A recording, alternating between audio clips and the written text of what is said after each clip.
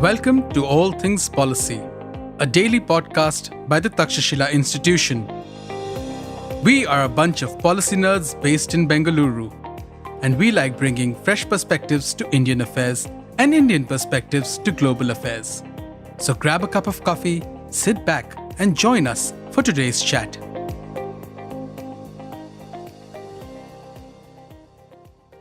Hello and welcome to this episode of All Things Policy, your favorite daily public policy podcast from the Takshashila Institution. I'm Anushka Saxena, staff research analyst with the institution's Indo-Pacific Studies program, and my guest for this show is the chairperson of the program, Manoj Kevalramani. Welcome to the episode, Manoj. Thank you so much, Anushka. Pleasure being here always. Right. So today I thought we would have a chat about the very busy week that China has been having. Of course, they hosted the Shanghai Cooperation Organization Summit at the end of August. Shortly after, in a couple days, they kind of built on that opportune moment where more than 20 heads of state were in China to also conduct the military parade that was on September 3. Lots of show of strength and resilience at the parade itself, but also at the summit where, China welcomed the participants with a bang. Xi Jinping made a speech, called on countries, both members as well as observers, to chart a path for win-win cooperation, which is a phrase that Beijing loves to use.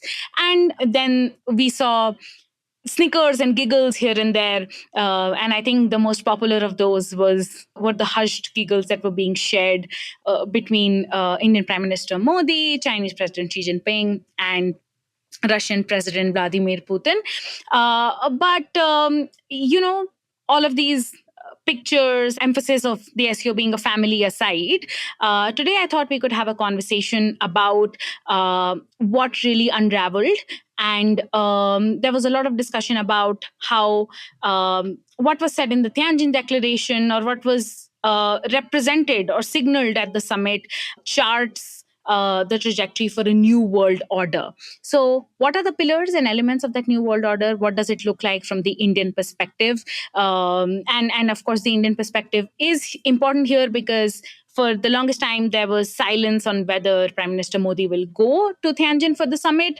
But that confirmation came about rather quickly as soon as we heard the news of the 50% tariffs from Washington, although I'm not sure if they're related. Manoj, would love to hear your thoughts on that. But let's start with the big question, which is that was this really the starting point for the creation of a new world order, or was it a lot of optics and little substance? And just to club that question with the deliberation surrounding the utility of SCO, especially for India, why do you think it was important for Prime Minister Modi to go to Tianjin for this summit? And what were your main takeaways from what we were able to achieve there? Over to you, Manoj. Thanks so much, Anushka. So, to answer a question that you asked within that was whether there was a linkage between the tariffs that the US talked about and the announcement of the Prime Minister going for the SCO. To me, there's no linkage in that sense that the announcement had anything to do with the tariffs. I think this decision was taken a while back. If you go back to Kazan last year when Prime Minister Modi met with Xi Jinping, India had pledged, and I quote, full support to China's heading of the SCO and the summit. Of course, that does not mean that the decision was taken.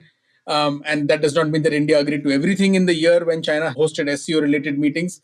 For example, earlier in the year when Defense Minister Rajnath Singh went for the meeting, India refused to sign on to the joint statement that came out on the issue of terrorism. So yes, there was always going to be some friction. But it seemed like if India wanted to have some sort of forward movement on this process of normalization with China, barring any massive disturbances, the Prime Minister would have gone for this summit.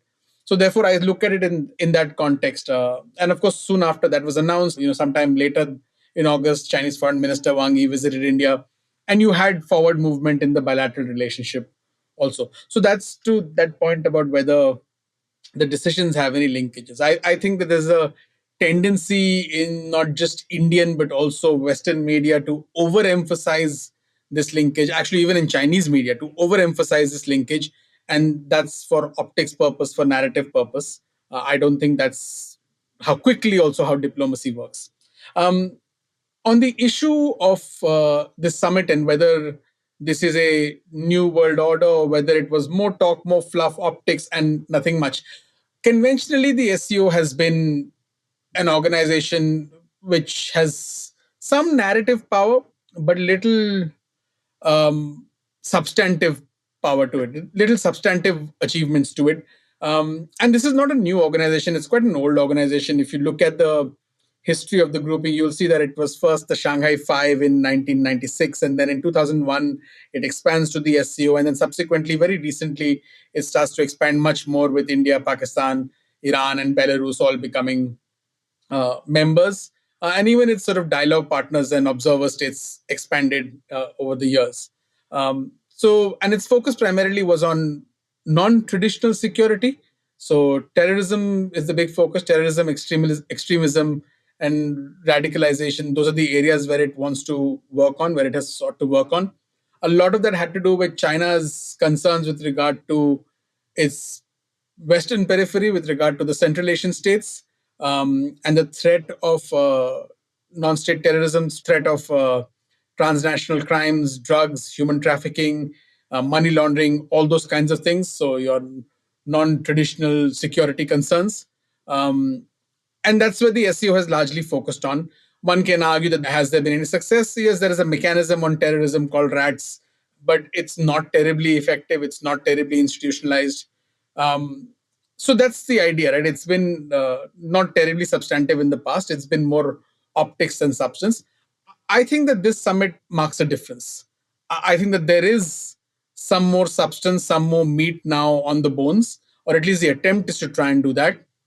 And if you just look at, the Chinese foreign minister very helpfully gave us 8 key outcomes from the summit. And if you just look at what he's talking about, there's a particular set of institutions that are being created. They call them the Force Security Centers, which is the SCO Comprehensive Center on Responding to Security Threats and Challenges, and its Information Security Center, a Center for Combating Transnational Organized Crime, and an SCO anti-drug center. So these are all, again, areas which, like I said, conventionally the SCO works on.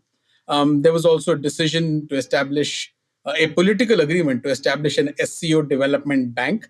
This is an important thing because it's been stuck in limbo for a very long time. The proposal has been on the table for a very long time. And the idea is that this would provide loans for development projects within the countries in the Eurasian region.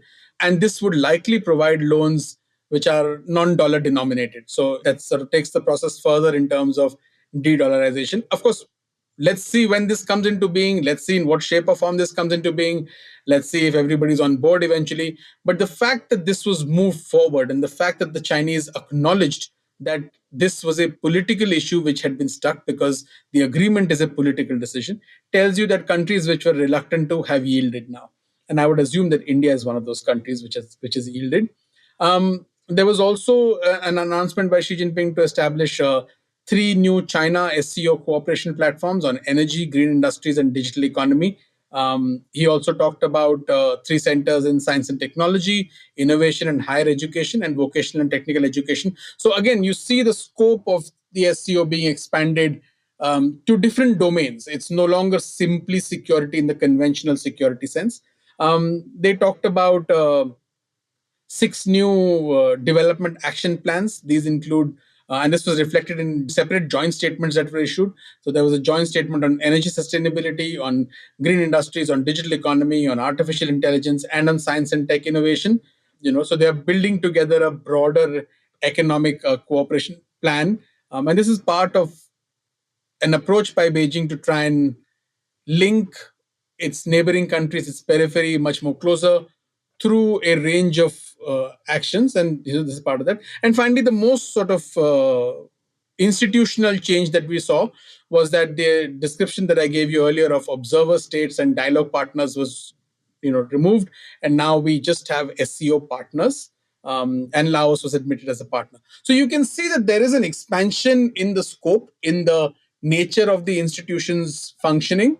And of course, there was a big joint statement. There was a Tianjin declaration that was issued. There was a joint statement on safeguarding WTO and multilateral rules. There was a joint statement on remembering and commemorating the history of the Second World War. All of those, again, further Chinese narratives. But yeah, we can talk about the Tianjin Declaration if you like further. But so that's, to me, that's much more substantive than just symbolic.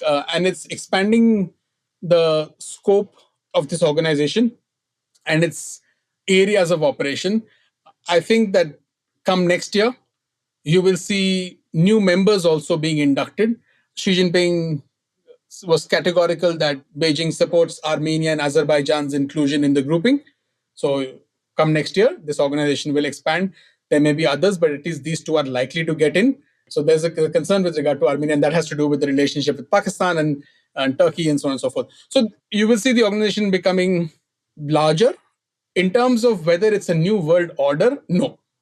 I don't think there's a fundamental shift in the world order, but the relevance of the SCO expands. Right. Thank you so much for that, Manoj. And I think just to quickly follow up on one of the points that you made about de-dollarization and the creation of the new SCO bank, right? It's definitely a point of note that countries that may have previously not been yielding have yielded today to bring that into practice. And yet we see this as an emphasis or a pattern of at least narrative repetition across some of these groupings. Even with the Asian Development Bank, there was some degree of emphasis from the Chinese on creating currency swap agreements that trade largely in local currencies. Then, even with the BRICS New Development Bank, this has been the emphasis, and of course, the discussion around a new BRICS currency is has created again obvious tensions in the West about how this is an endeavor to subvert the American currencies or the dollar's influence. So, just a quick opinionated thought on this. Do you think this SCO bank is going to end up exactly like this, with only projects that benefit so-called SEO partners bilaterally or maybe trilaterally, or is it actually going to be able to bring a fundamental kind of a financial architecture? I mean, the short answer is too early to say. I don't think you will see a new financial architecture. But I think what you will see is that you will see an effort to try and find ways to de-risk from the economic might of the US and its monopoly over the global financial system. So I think that that is what this is about. It's not necessarily. So I don't think this will be non-substantive whenever it gets established. I think it'll have a substantive impact. The scale and all, one can, yes, it won't replace other multilateral lenders, but this will be, it creates options. And when you create newer options for countries that may be on the wrong side of the US, this becomes an option. And once you have more options, you can actually be more adventurous. So I think that is where the impact of this is likely. It'll obviously provide some financing to SCO members. So that's good from a development point of view. But I think the strategic effect is likely in that direction, that it creates more options for other countries. Of course, a lot of it depends on whether those projects, how viable those projects are, what those projects yield. So therefore, it's likely that some of the experiences of the new development bank under the BRICS are likely to be incorporated in this. But then again, this is too early. I'm speculating right now. All we have is a political agreement that this will move forward. In what way, shape, or form, we'll see. Yeah, and at least on that front, come to think of it, all the instability that may have been induced in the global economic system by whatever Donald Trump's actions and the US's own emphasis on its development over its contribution to the world, and of course the lessons drawn from what Russia had to face because of its invasion of Ukraine, which is a seclusion vis-a-vis the SWIFT financial architecture, could be things that were going on in the back of leaders' minds. I mean, most definitely, of course. If you look at all of these countries are concerned about that, right? And therefore, yes, you will look to see if you can find alternatives. Now, whether that alternative is strategically good for you or not is another matter. Yeah, right. So, let's come back to the point about the Tianjin Declaration. Of course, it was a pretty comprehensive document, and specifically, I think the thing that was most interesting to read about was the point that you alluded to earlier, the condemnation of terror attacks, and there was the condemnation of the Pahalgam terror attack, which was an act of cross border terrorism. And eventually, in the next line, there was a condemnation of the Jafar Express attack and the Khurzan city attack in Pakistan. And yeah, I mean, thinking from the perspective of what happened at the defense minister meeting in Qingdao, yes, that inclusion of the Pahalgam attack was something. But you tell me, what do you think about how Indians should read this, and what has India been able to actually achieve with this? Did India manage to put its message across, and that agreement was that agreement or consensus between countries that India does have this cross-border terrorism problem? Was that the reason behind this, or something else? Look, I think that to me that the declaration, there's a win there from an Indian diplomacy perspective, but there's also a compromise there. The win is that if you go back to Pahalgaon and after the attacks, the Chinese in particular were very clear that they didn't refer to it as a terrorist attack. They called for restraint and whatever else. Um, it was not until the announcement of the ceasefire after Op Sindoor that the NSA Ajit Doval had a conversation with Wang Yi. And in that readout from the Chinese side, they acknowledged that terrorism was a problem.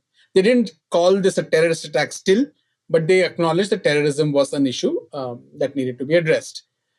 After that, if you see, the diplomacy that's taken place to get the prime minister there, to get India and China talking, once it was announced that the prime minister was traveling, it seemed highly likely that you would get some sort of a compromise in the language, that that both sides were on the way towards getting a compromise if they had not already got one. It was interesting that the Chinese foreign minister traveled to Delhi, then to Afghanistan, and then to Pakistan. He talked about a whole lot of things on these visits. It would be amusing if he didn't have a conversation around this issue, and how would you resolve some of these tensions between India and Pakistan? How would you address, if not resolve, how would you address some of these, as both countries are members of the SCO? Um, so to me, this is the outcome of a compromise. The win is obviously that the SCO document unequivocally calls the terror attack in Pahalgam a terror attack, and it acknowledges that, and condemns that attack. The compromise is that it also condemns certain terrorist attacks in Pakistan. You mentioned them. There is no harm in condemning terror attacks anywhere. The challenge is when in your document one is followed by the other directly. It seems to draw a certain degree of equivalence between those two actions. And from a point of view of diplomacy, India's argument has been, and rightfully so, is that the attack in Pahalgaon is a cross-border terror attack carried out by and supported by the Pakistani establishment, the military jihadist establishment. And India's argument on the terror incidents in Pakistan, whether it was the Jafar Express incident, is that, look, this is domestic turmoil in Pakistan. India has nothing to do with this. When these come one after the other in a document in the way they have, they seem to draw an equivalence, right? So to me, that is where you can see a challenge in the framing. But then again, that is in the way you look at it. To me, yes, it is a win in the sense that you did get Pahalgam mentioned, you did get the acknowledgement for that, but it came at this compromise. And again, what is the diplomatic, informational domain impact of this compromise? We'll find out in due time.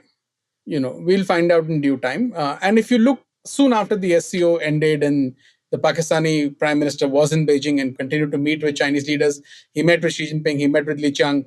Asim Munir also met with Xi Jinping along with the prime minister. And if you see the action plan that has been issued between China and Pakistan after that, that categorically throws China's weight behind Pakistan. It praises Pakistan for its calm behavior during the conflict with India. It refers to Pakistan as a victim of terrorism. It talks about the status of Jammu and Kashmir. So I'm not sure what was eventually gained in this process.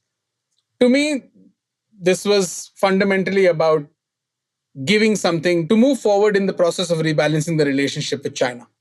Now, whether that's worth it, whether it's not worth it, outcomes will tell us in time to come.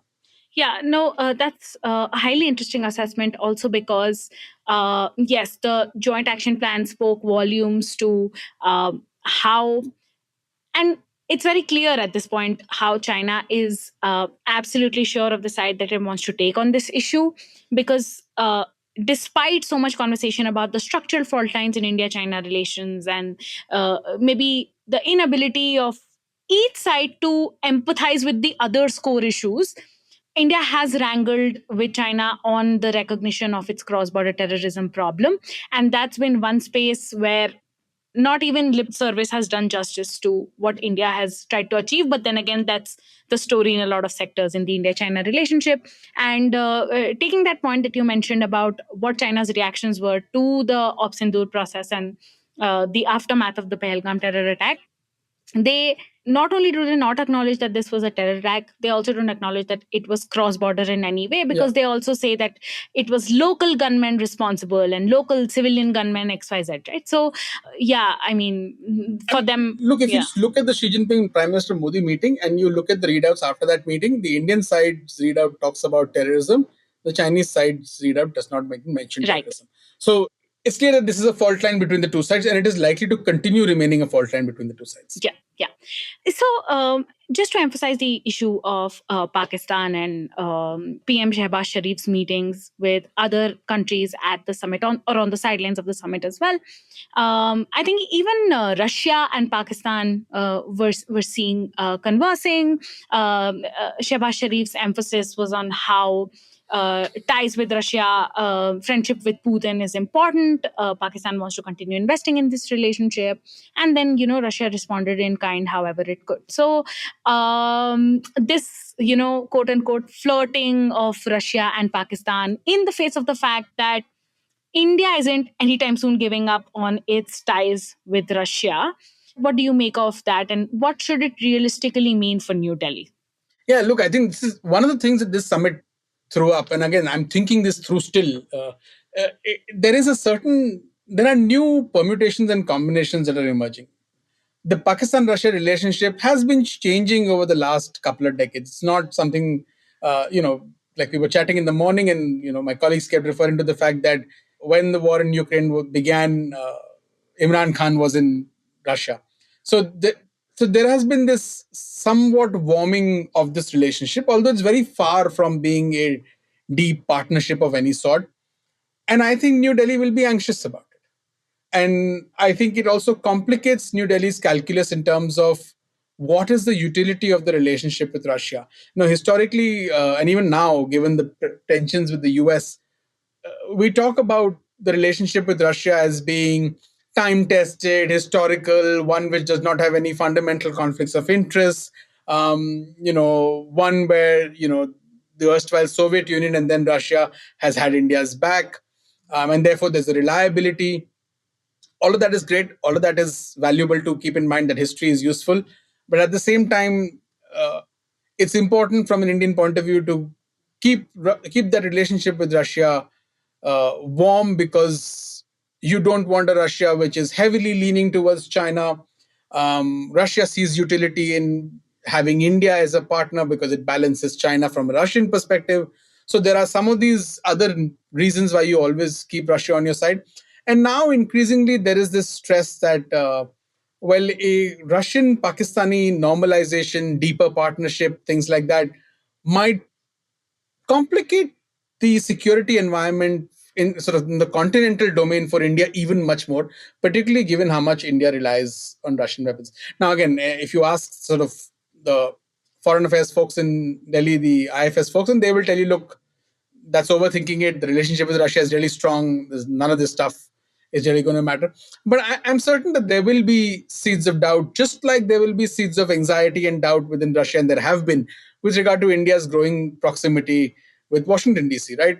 You've had over the last few years Sergei Lavrov even visiting India and lashing out at why India is part of some Indo-Pacific strategy, why is India part of the Quad, and so on and so forth. So clearly, that as much as even they might feel that, and as much as Putin and Prime Minister Modi share a good relationship, you still see this friction, right? So as much as somebody might tell you, don't worry, don't overthink it, you can see that there are these nuggets of frictions that emerge. So I think that from Delhi's point of view, a deepening Russia-Pakistan relationship is unwelcome.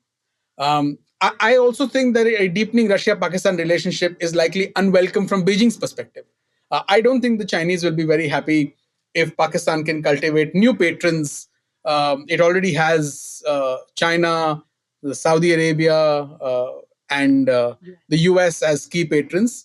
If it cultivates more patrons, as you have more options, you are able to play one against the other much more. So I think the Chinese would be a little bit anxious about that, particularly given the experience that the Chinese have had with the Russia North Korea relationship.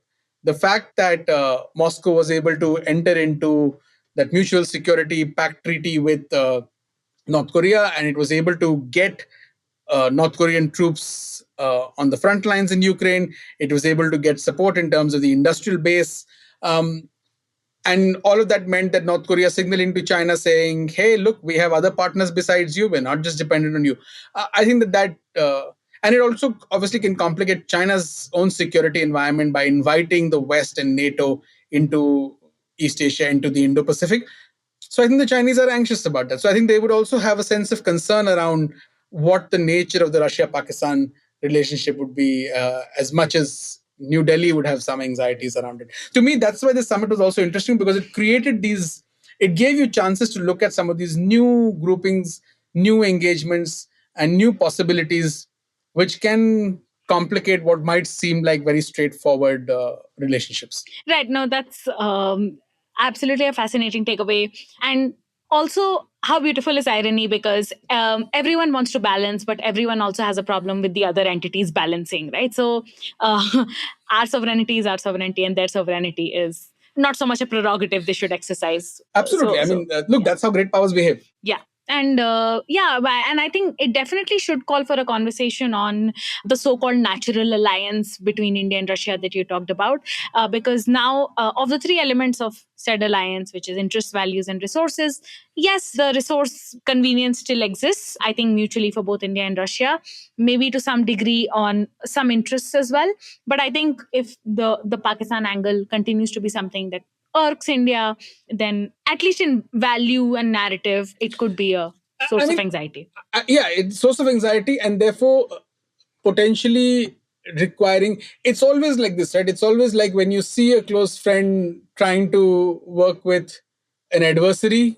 I think the natural reaction is to obviously to get anxious about it, but also to realize that, well, maybe I haven't paid enough attention to him, and maybe this is a timely reminder that I have interests with this friend which can be broader than what I have imagined, right? And maybe my interest is not so much that I'm going to get some great deals with this partnership, but because I don't want them swinging in another direction. So I need to keep them aligned with me in good faith so that they don't swing in other directions, or the extent to which they work with my adversary is severely constrained.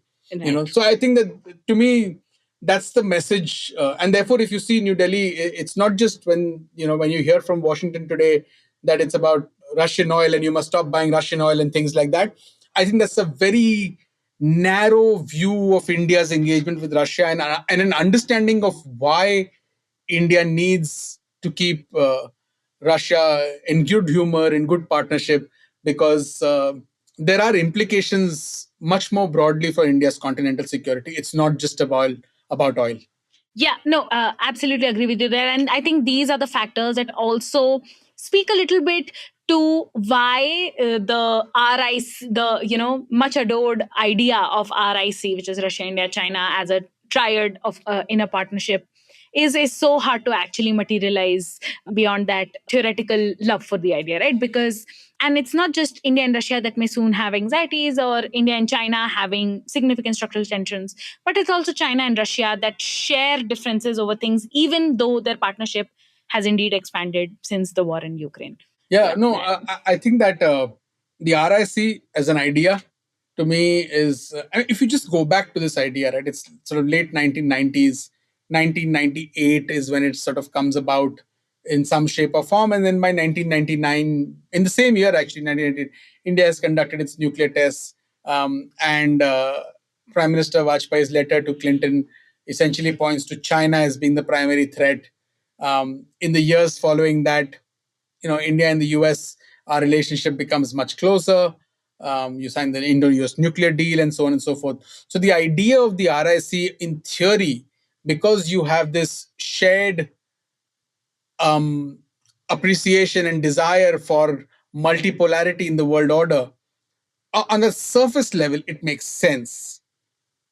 In its practical implementation, there are so many divergences between each of these three actors that it's very difficult to have some sort of a substantive coordinated approach to things.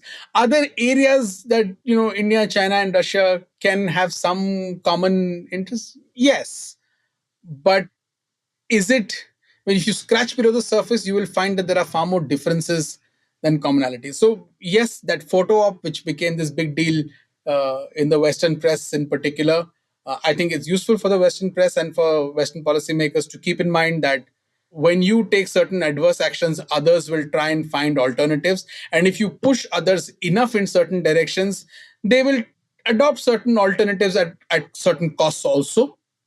But there is, don't look at a photo, at a picture, and assume a new order has been created. There's there are lots of different reasons why these engagements are happening. There are lots of different friction points that each of these actors has to deal with, and I think understanding that nuance is much more useful than getting paranoid about a picture. Yeah, no, really interesting. And I think, as reasonable as that argument is, I bet with the Quad Summit also in the works and thinking going behind where to organize it, whether, Trump's going to be all goody goody when he joins, or is it going to be all tension? New Delhi will at this moment be thinking about how to assuage the concerns emerging from that photo op. So yeah. I mean, I'm not sure if New Delhi is thinking how to assuage the concerns. I think that the photo was, it sent a message. I think that message is important. I think, however, one should not overinterpret that message. Right. So right. I think that's what I'm trying to argue. I mean, I even did a piece about this, and my argument is not that the message is not important and sending that narrative messages was counterproductive, but I think that one shouldn't overinterpret it. But there is a message that's being sent, and the message is that, look, when you take certain steps, there will be consequences. Yeah, no, thank you so much for those insights, Manoj. Fascinating chat. I think we've been able to discuss a lot about what the SEO Summit did and did not mean. There were compromises made, but there was also the creation of a network of SEO partners that perhaps India should also think about leveraging. And this is something that we try and discuss often at Takshashila, which is about what's the weight India should give to middle power partnerships, to partnerships with countries beyond, just this impossible trinity of Russia, China, US. And in that sense, the visit of Prime Minister Modi to Japan, meetings with Australians, all of these are equally important to kind of keep an eye out as we figure out what India's role in the SEO is and how better to yield it to suit Indian interests. But again, thank you so much, Manoj. Folks, please check out Manoj's piece. And if you have opinions to share with us on the India-China relationship in particular and the China challenge that India faces, please do not forget to participate in Takshashila's 2025 China Challenge Survey. The link will be in the description. And we really look forward to hearing from you, because this is your opportunity to shape both perception and policy on this very transformative relationship for both the Asian and the world orders. So thank you so much, Manoj, and thank you to our listeners for tuning into another episode of All Things Policy. Share. If you liked our show, dive into Takshashila's research on technology, strategy, and economic affairs. Check us out at our Twitter handle @TakshashilaINST or our website takshashila.org.in.